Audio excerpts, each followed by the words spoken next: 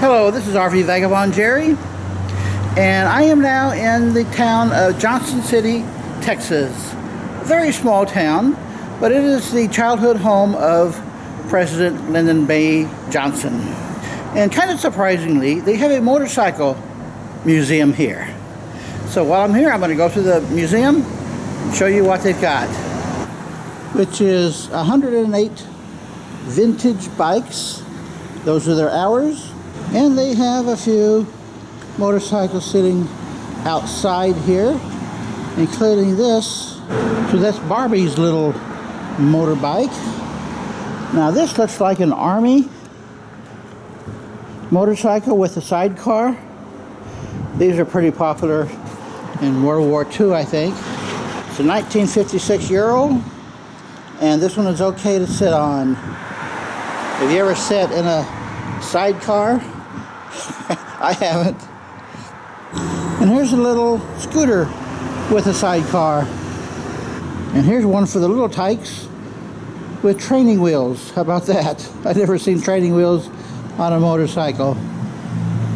Well, let's go inside and see what they have here. So here's an overall view of the inside. There's a Kawasaki 900 4-cylinder, and here's a 500 3-cylinder, and this is my all-time favorite motorcycle, Honda 350 Scrambler, which I had from about 1974 to 78. It was kind of strange the way they had the exhaust pipes like this with that cover to keep the exhaust pipes from burning your leg, which helped a lot, not completely. But that was a really nice overall bike. When I lived in Houston, I had it and would drive as far as to San Antonio. We've got several BSAs like that one and this one. I had a friend that had one of these 441s, single cylinder, and being made in England, all the controls were on the opposite sides. Now, I don't know why they did that, but it was really difficult to learn how to drive it when you're used to all the controls being on the opposite sides. This is the famous James. I never even heard of that. I don't know why they call it famous. Now, Ariel, I think, is a brand that didn't last long. BSA was really famous for their big single-cylinder engines. It's a 1973 Honda 450, a 67 305. And Honda just made so many different size engines. It's really amazing with such close CCs to each other. And here is a 6-cylinder. How about that?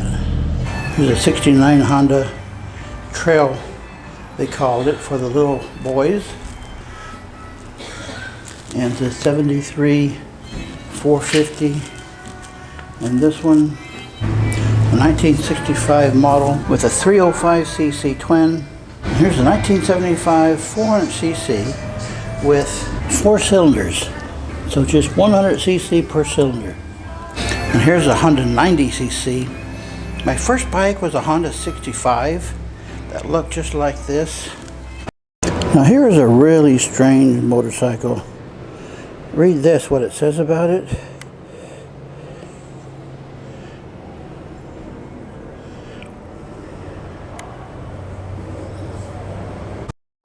And a lot of these brands that now make only really large bikes, starting off a long time ago, made small engine bikes. I guess Triumph is 250. Here's 4 Triumphs at 250. This 500,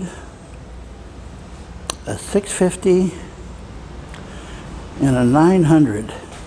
Now we're getting big. Triumph started in 1902 and they're still making them. Here's a strange one called a Cervicar, a real little thing. You can barely see the engine. 4 horsepower and no clutch. And believe it or not, this is a Honda. It was made only in the year 1982 and only for Japan. This Norton has a nice fairing on it. There's some details. And here's another Norton, an 850 Commando. It says right there, has both this kickstart and an electric start. I guess they wanted to try it out slowly. I remember when bikes didn't have electric starts. And here's a racer, 55 Norton. The Isle of Man has a famous motorcycle race. And this little guy, I don't know that I would call it a stallion. Now this says it's a Rickman, but it's made by Royal Enfield, which still, Royal Enfield still makes motorcycles. Now at one point Harley Davidson bought out this Italian brand and put their name on it. It's only a 250cc. I don't know why they would do that. And here's another one from that same Harley Davidson Italian. The company was Aeromachi that they bought out and put their name on the bikes. This brand is Galera, a 1958 model. It's another Italian brand. Greaves is another old brand. I don't think I've actually seen one before. 1969 calls it a Challenger, a 250cc. Felicette is another British brand. This is a 1961, and the M stands for, guess what? Matchless. And here's a back room where they have a whole lot more. I'm not going to go one by one. I'll just pick out some odd ones and show you. Like this little Indian, a 50cc. That's from 1972. And here's a 1941 Indian. Bultaco, I think, made mostly racing bikes. And here, the M stands for Montesa.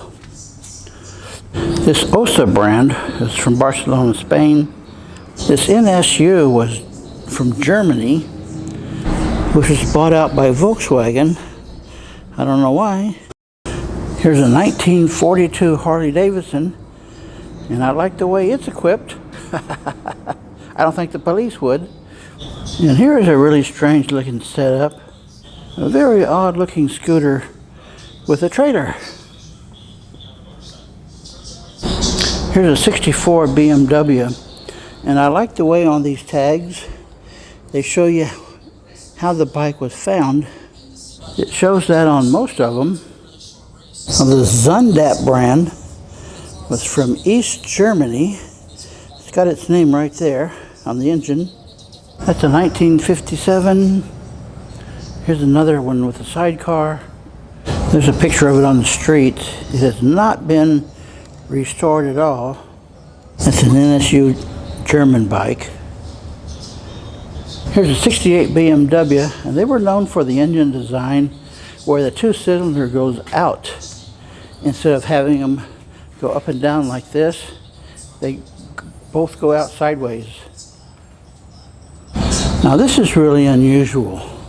On this bike, they have parts of it exploded, so you can see what is inside. See the engine here?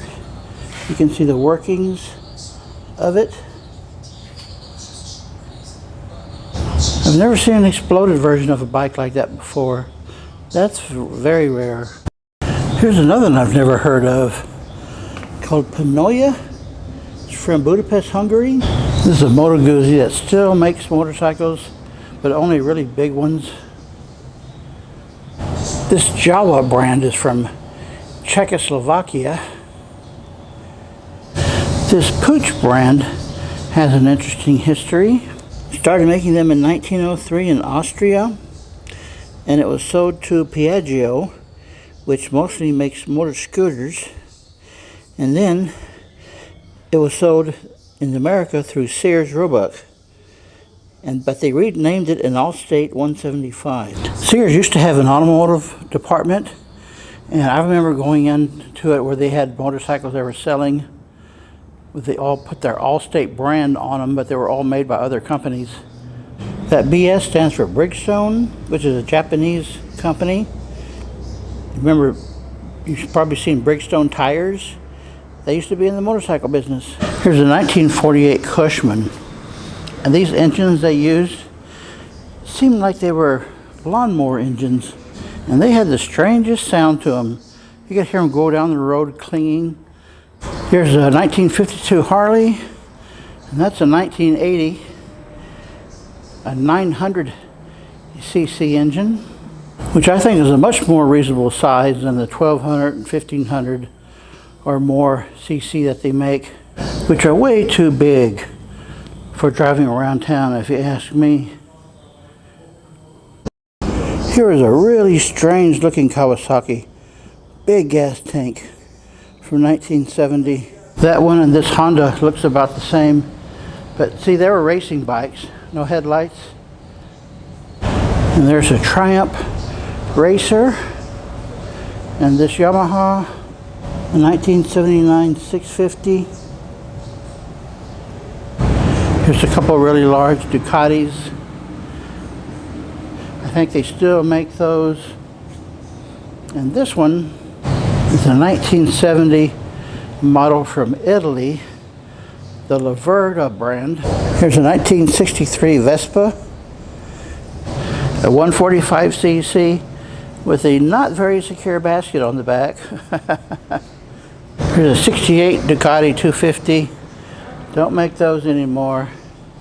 And this really odd one is a 1922 Thoman with a 98cc two-stroke engine with bicycle tires. And here's a 1947 Cushman scooter with those really wacky clanging sounds. I've heard them going down the street that sounds like that. Really odd. And here's a 58 scooter, a Cushman, kind of different from their regular scooter design. 74 Moto Guzzi. They're still making motorcycles. Well, folks, that's about it. I was telling you, probably about 80% of them. Pretty amazing collection they have here. I really like it. I wish they were mine. Good day, folks.